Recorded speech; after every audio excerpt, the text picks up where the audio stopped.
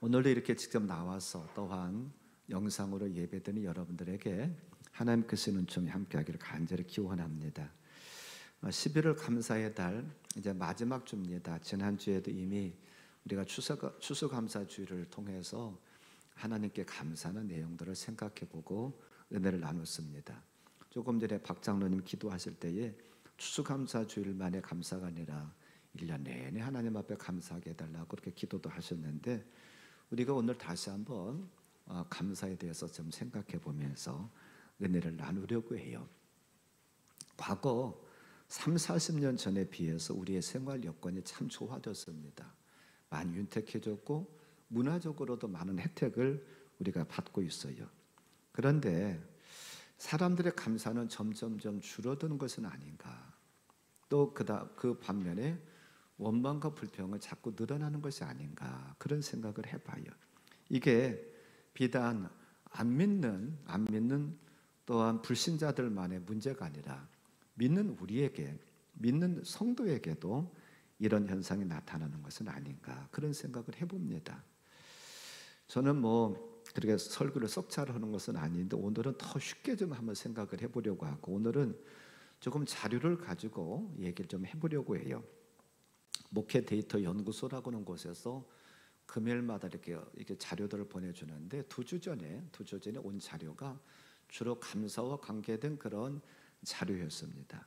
거기서 제가 2주 전에도 언뜻 그 끝부분에서 좀 말씀을 드렸었는데, 이제 거기서 보낸 자료가 보면 사회복지법인 월드비전이라고 하는 곳에서 전국의 만 19살 이상의 남녀를 조사했습니다. 그것도 믿는 성도들 1000명을 조사한 자료예요.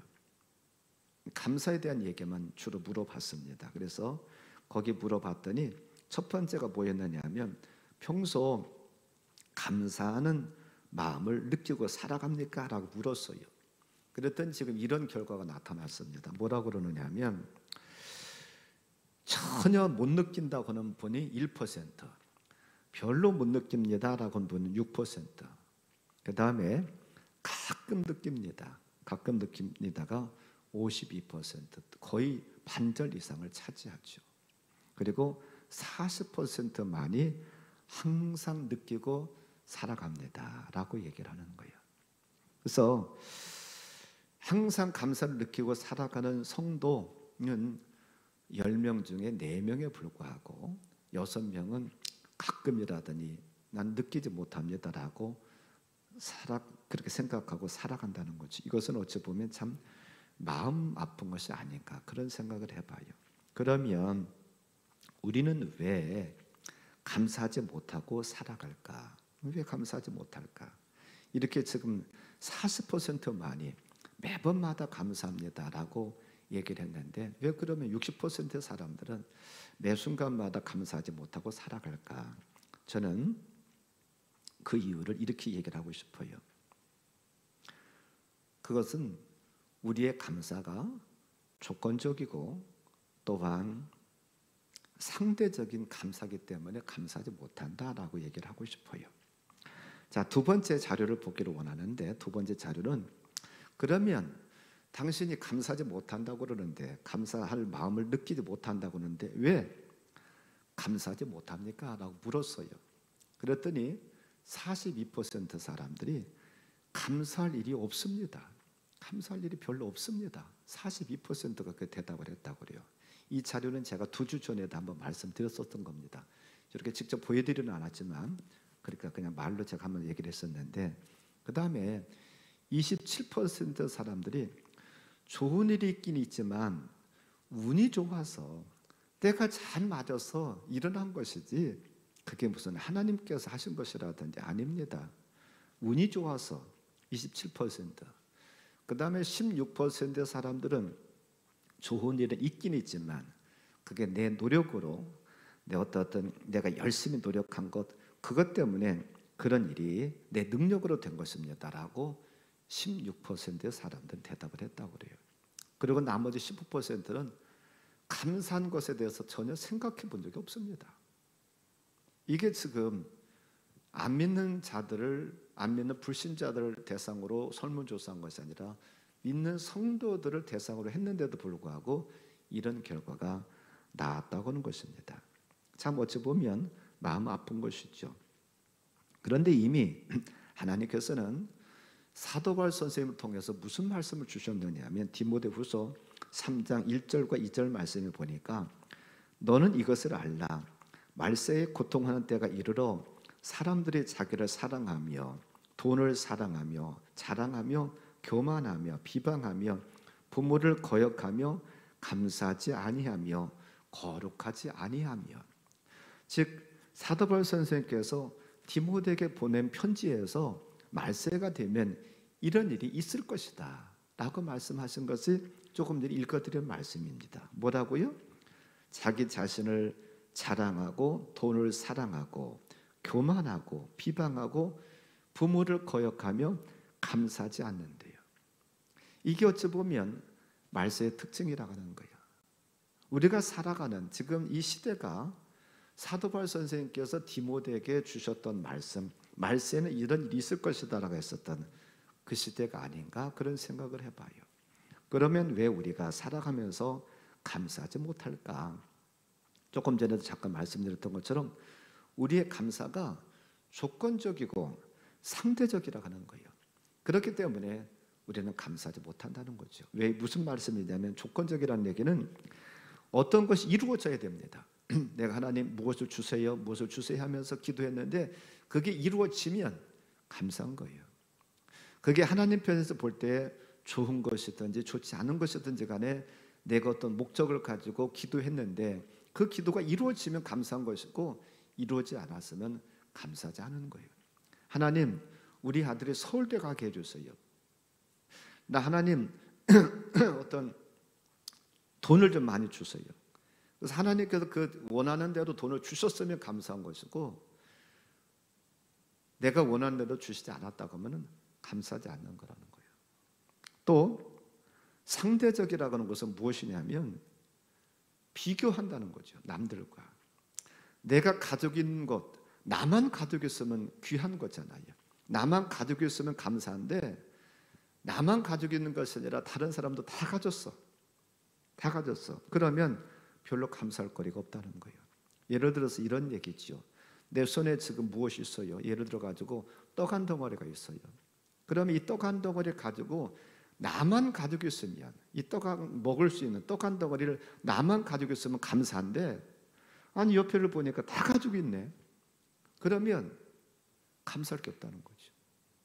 이처럼 우리가 왜 감사하지 못하느냐 하면 조건적이고 또한 상대적이기 때문에 우리는 감사하지를 못한다고 하는 거예요. 건강할 때 저는 목회를 하면서 보니까는 이런 일들이 많더라고요. 그냥 평범하고 그냥 아프지 않고 살아갈 때는 별로 감사하지 않아요. 근데 어떤 질병에 걸렸다고 고침받았어. 어떤 대수술을 하고서는 치료를 받았어. 그러면 치료받고서는 하나님 앞에 감사하더라고요. 하나님께 치료해 주셨다고. 근데 사실은 뭐가 더 감사한 건가요? 병들었다고 고침받은 것이 더 감사한 거예요? 아니면 병들지 않고서는 늘 건강하게 일상적으로 살아간 것이 더 감사한 거예요? 사실은 병들지 않고 늘 평범하게 잘 살아간 것이 더 감사한 일인데 그때는 별로 감사할 것을 생각 안 해. 근데 병원에 가서 며칠 입원하고 수술을 받고 치료받고 나오면 하나님 감사합니다. 암에 걸렸다가 고침 받은 것이 더 감사한 겁니까? 암 안 걸리고 살아가는 것이 더 감사한 겁니까? 암 안 걸리고 살아가는 게 더 감사한 거잖아요. 근데 암 걸렸다가 어떻게 해서 하나님의 치료를 받으면 하나님 감사합니다.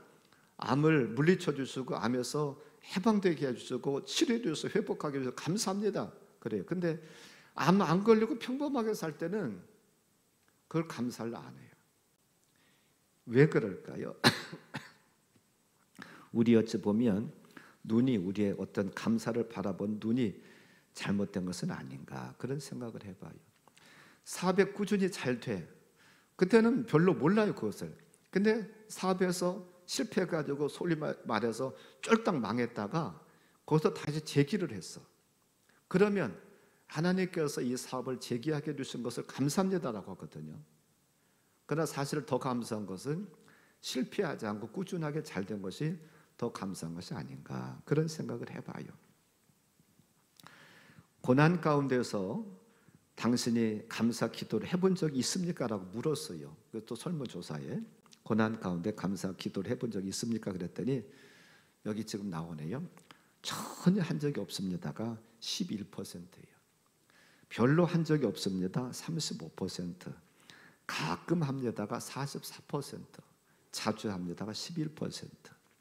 물론 고난 가운데 감사한다라고 하는 것은 사실은 쉬운 건 아니죠.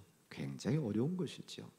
그런데 고난 가운데서 감사하는 감사가 진정한 감사가 아닐까, 참 감사가 아닐까, 그런 생각을 해봐요.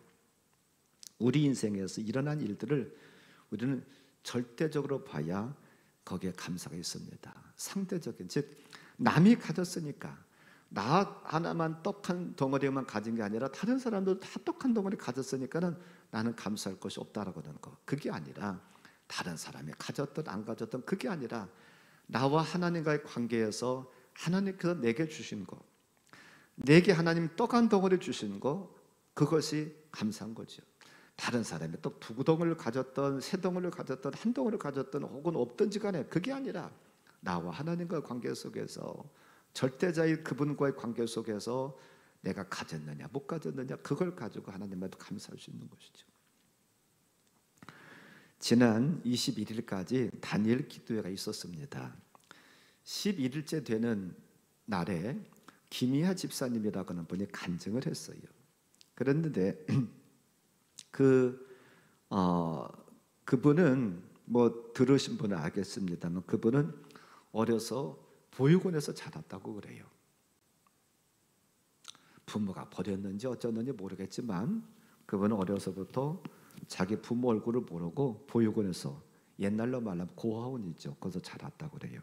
그리고 얼굴에 큰 점이 있어가지고 조그마한 것이 아니라 아마 여러분들이 사진으로 그림으로도 봤었을 텐데 아주 굉장히 크게 있었잖아요.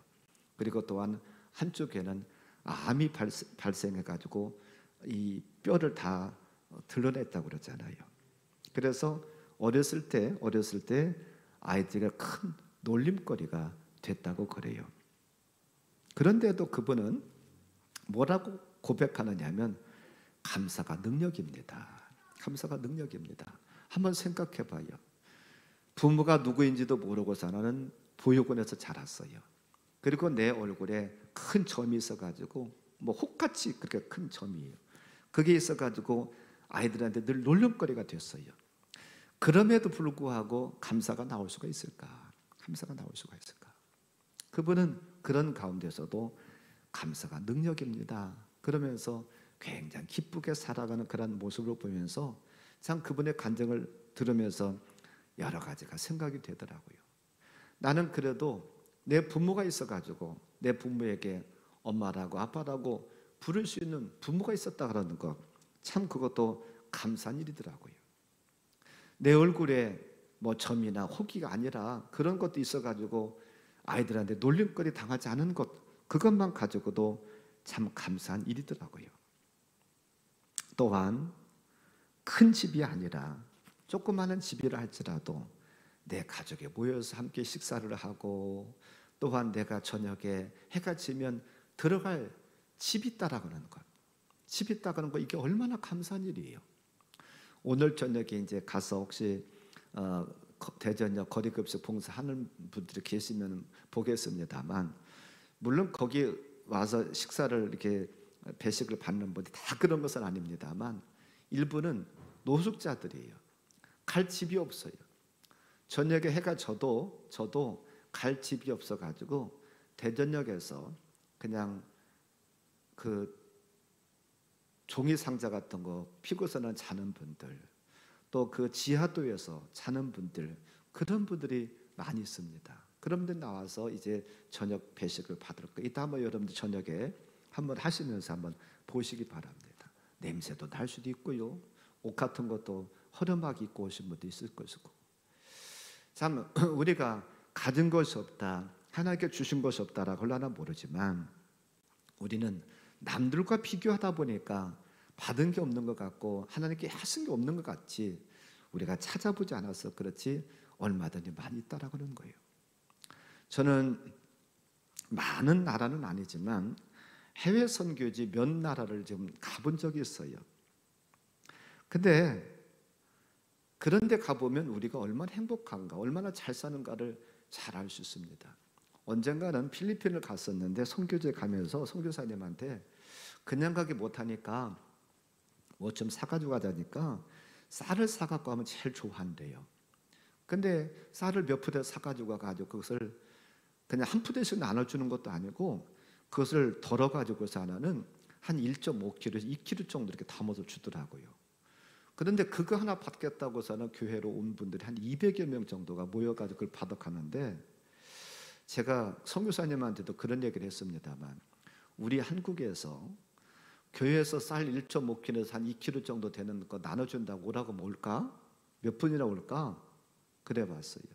아마 우리나라에서는 교회에서 쌀 나눠준다고 오세요 하면 거의 안 올 겁니다. 근데 거기는 끼니를, 그들은 그거 갖고 가가지고 밥을 해먹는 게 아니래요. 우리 얘기하면 죽 같은 걸 끓여 먹는다는 거예요. 왜? 그래 오래 먹으니까. 자, 이 정도로 우리가 나는 가진 것 없습니다, 받은 거 없습니다라고 콜라나 모르지만 사실은 받은 게 많아요. 그런데 남들과 비교하다 보니까 나는 남들처럼 큰 아파트 사는 것 아닙니다, 남들처럼 나는 출세한 게 아닙니다, 남들처럼 나는 돈이 많은 게 아닙니다. 그러니까 감사를 못한다는 것이죠. 그러면 두 번째로 생각해 볼 것은, 그러면 왜 우리는 이렇게 감사가 잘 안 나오는데 그럼에도 불구하고 우리는 왜 감사를 해야 될까? 저는 두 가지로 말씀드리고 싶어요. 첫째로는 하나님의 명령이에요. 하나님께서 우리에게 감사하라고 명령하셨어요. 성경 곳곳에 보면 감사에 대한 얘기가 많이 나옵니다. 특별히 하나님께서 이스라엘 백성들에게 7가지 절기를 주셨잖아요. 우리가 이미 살펴봤습니다. 7가지 절기 주셨는데 사실 그 절기 7가지 모두는요 감사와 연결되어 있어요.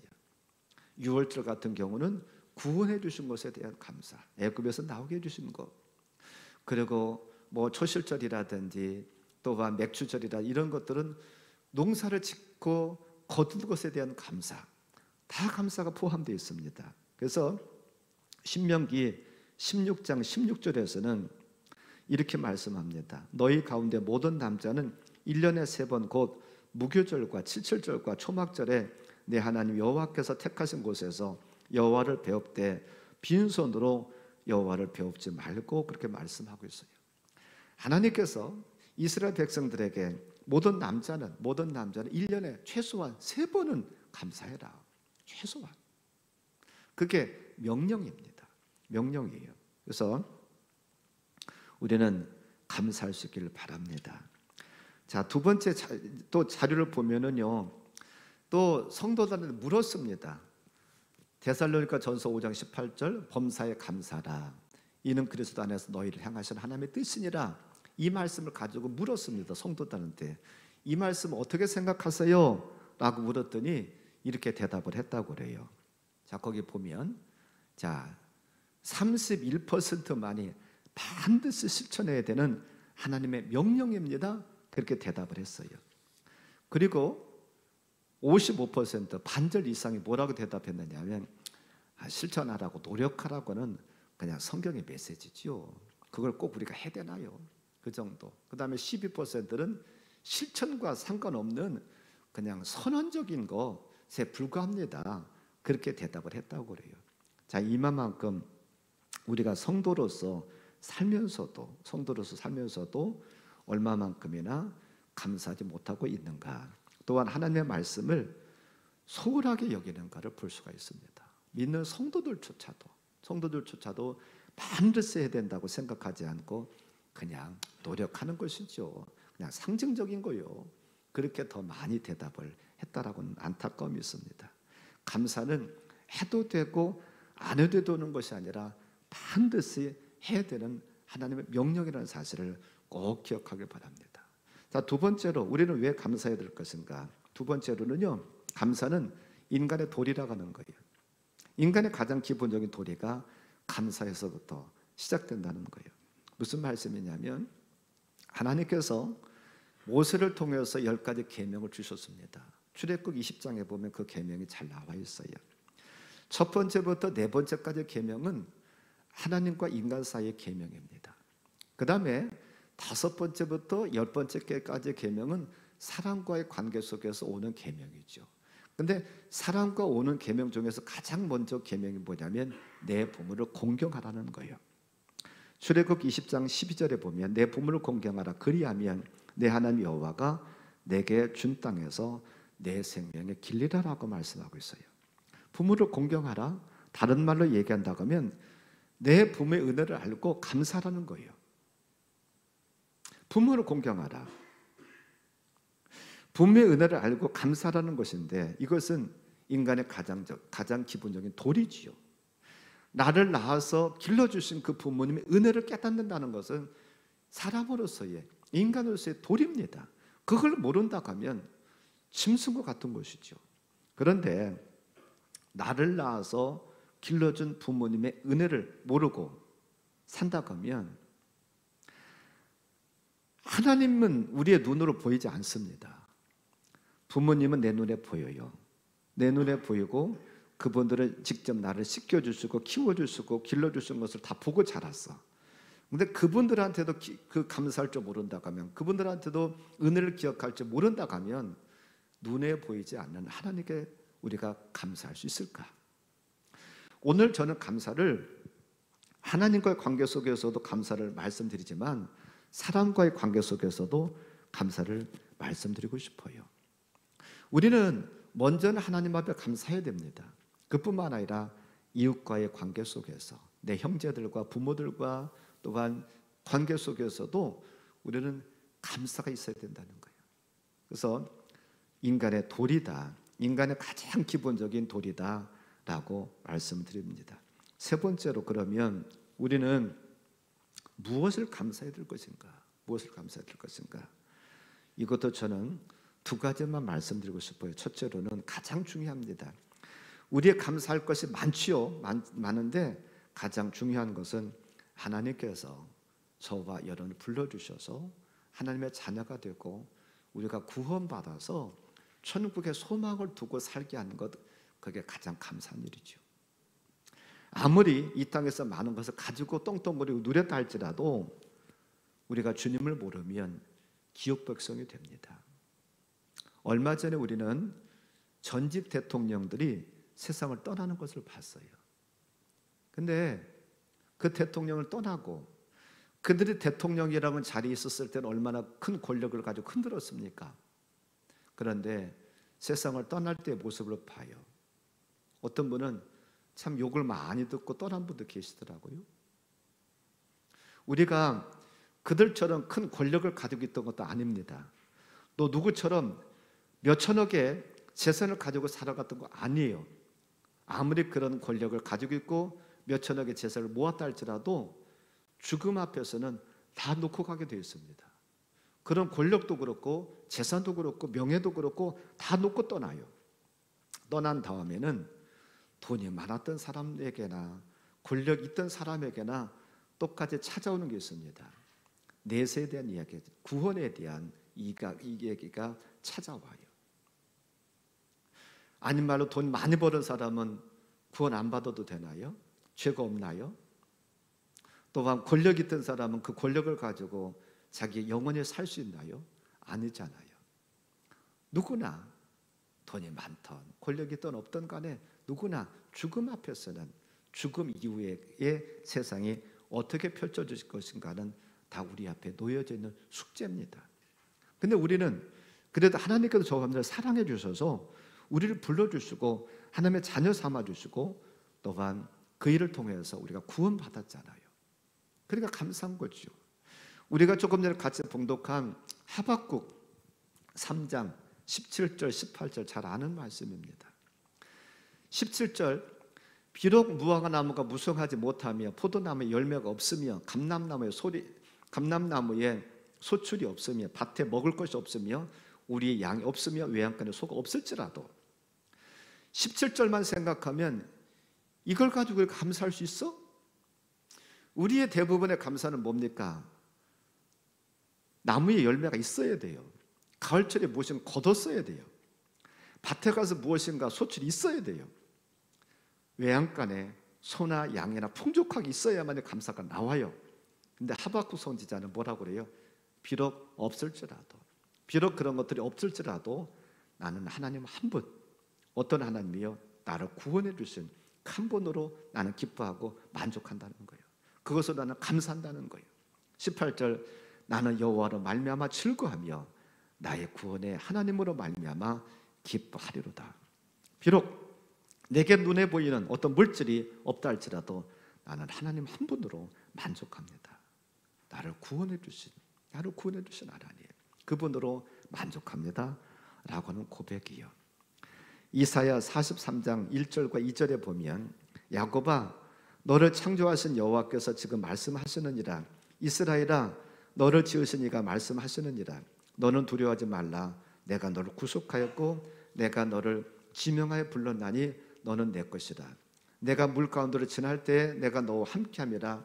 강을 건널 때에 물이 너를 침몰하지 못할 것이며 내가 불 가운데를 지날 때에 타지도 아니할 것이요 불꽃이 너를 사르지도 못하리라라고 말씀하고 있어요. 하나님께서 저 사람들 지명하여 불러주시고 하나님의 자녀 삼아주시고 너는 내 것이다 라고 인쳐주셨대요. 이것 때문에 우리는 감사할 수 있는 거예요. 하나님 어떤 분이십니까? 우주 만물을 창조하시고 또한 특별히 예수님 이 땅에 보내신 분이잖아요. 아들이 죽는 것을 좋아할 부모가 어디가 있습니까? 하나님도 마찬가지시죠. 하나님도 마음 아프지만 아들이 이 땅에 보내가지고 십자가에서 그의 살을 찢는다는 것, 그걸 보여야 되는 하나님의 마음도 아프죠.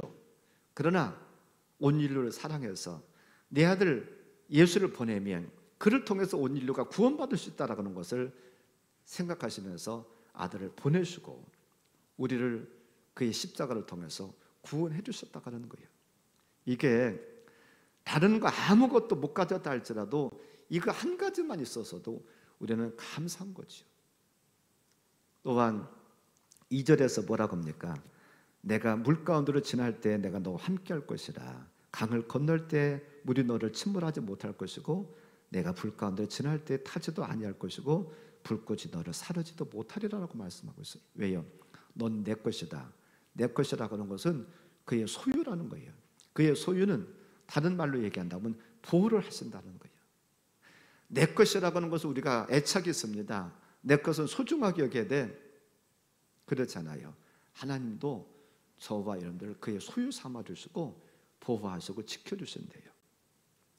죄로 말미암아서 죽을 수밖에 없었던 우리를 불러주시고 예수 그리스도의 사랑을 통해서 구원받게 하신 거, 이거 너무나도 감사한 거 아닌가요? 그런데 우리 이렇게 생각한대요. 지난 목요일날 아침인가 새벽인가 보았었던 말씀인데 말라기 1장 2절에서 이렇게 얘기하고 있어요. 여호와께서 이르시되 내가 너희를 사랑하였노라 하나 너희는 이르기를 주께서 어떻게 우리를 사랑하였나이까 하는도다. 나 여호와가 말하노라 에서는 야곱의 형이 아니냐. 그러나 내가 야곱을 사랑하였고. 하나님께 이스라엘 백성들에게 내가 너희를 사랑해서 하는데 이스라엘 백성들 뭐라고 그러냐면 하나님께서 언제 우리를 사랑했습니까? 그런다는 거예요. 부모가 자식을 사랑하지 않는 부모가 어디가 있겠어요? 어떤 부모를 할지라도 사랑합니다. 돈이 많고 출세한 부모만 자식을 사랑하는 것이 아니라 가난하고 어렵게 사는 부모들조차도 사랑해요. 옛날 사람이나 지금 사람이나 마찬가지예요. 나는 조금 옷 같은 것도 허름하고 오래 지난 것, 헤어진 것 입어도 내 자식만큼은 좋은 거 입히려고 그러고 나는 그냥 먹는 거 대충 먹어도 내 자식만큼은 어떻게 해서라도 더 좋은 것을 해주려고 하는 것이 부모들이잖아요. 그것은 하나님께서도 똑같다는 거예요. 근데 철부지 자녀들은 뭐라고 그래요? 요즘 애들은 그런데요. 뭐 엄마 뭐 이거 사줘, 아빠 이거 사줘 해가지고 야, 돈 없어서 못 사줘. 그러면은 그러려고 왜 나를 낳았어요? 이렇게 하려고 나를 낳았어요? 응? 그럴 것 같으면 나를 낳지를 말지. 나 가지고 왜 이렇게 고생하게 만들어요? 그렇게 애들이 부모한테 대드는 못된 애들도 있다는 거예요.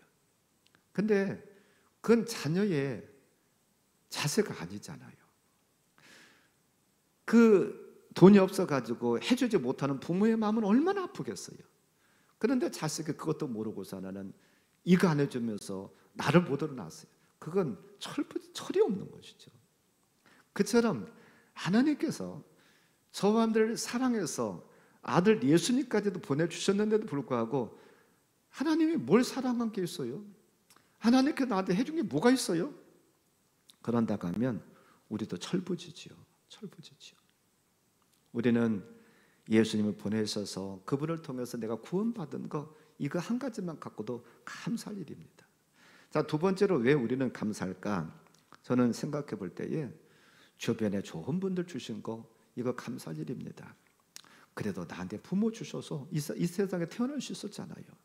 또한 좋은 선생님들 만나가지고 그분들 통해서 우리는 세상적인 지식을 배우고 인간으로서 도리를 어떻게 해야 되는가 배웠잖아요. 또한 좋은 배우자도 만났습니다.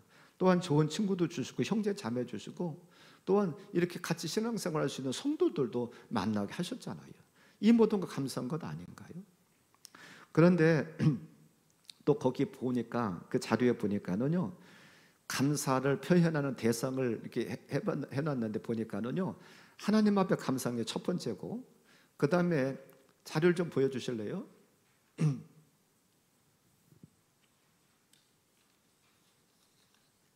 감사 표현 대상이야. 저기다. 그거 말고요. 다음에 그 다음에 여기 나왔네요. 감사를 표현하는 대상이 누굽니까라고 물었을 때 첫째로는 하나님, 그 다음에 하나님 다음으로 누구 했느냐면 자녀였어요. 그 다음에 쭉 내려가서 보니까는 부모는 한참 끝에 나와. 그리고 이웃은 더 끝에 나오고요. 형제 자매는 성도보다 못해. 성도는 그래도 세 번째요. 성도하고 목회자한테 그래도 감사합니다라고 표현하는 것은 세 번째인데 부모나 형제 자매는 한참 뒤에 나와요. 이것은 우리가 좀 한번 생각해 볼 문제입니다. 우리 부모님들 우리 사랑 많이 했잖아요. 우리는 표현하길 바랍니다. 부모에 감사할 수 있길 바라요. 부모님 우리를 기르시느라고 얼마나 고생하고 애썼어요. 감사를 표현하는 저함들 되길 바랍니다. 그래서 저는 여러분에게 제안합니다. 부모님이 살아계시다 가면 뭐 돌아가셔서 어쩔 수 없겠죠. 살아계시다 가면 오늘이라도 전화라도 하고 가까이 계신 분들이라 가면 오늘 저녁이라도 좀 같이 식사하시면서 대접을 좀 했으면 좋겠습니다.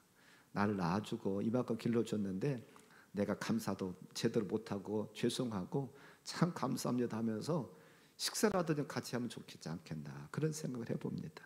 자, 그래서 그렇게 하고 자 마지막으로 그러면 우리는 어떻게 감사할 것인가? 한마디로 말씀드리면 표현하자는 거예요. 표현하자. 감사함을 느낄 때에 당신은 어떻게 합니까? 라고 물었어요. 그랬더니 감사를 자주 표현합니다 라고 하는 사람은 20%, 그 다음에 가끔 표현합니다 라고 하는 사람이 53%였어요. 그 다음에 자주 표현하는 사람은 20%였다고 그래요.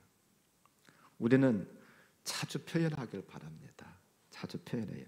그러면 왜 감사를 자주 표현하지 못합니까? 라고 물었더니 이렇게 대답했다고 그래요. 54%가 감사를 표현하는 것이 익숙하지 않았어요. 감사 표현을 안 해봤다는 거예요. 안 해봐서 어색하고 익숙하지 않아서 못합니다 하는 사람이 54%. 그 다음에 24%는 감사를 어떻게 표현할지 내가 몰라서 그 방법을 몰라서.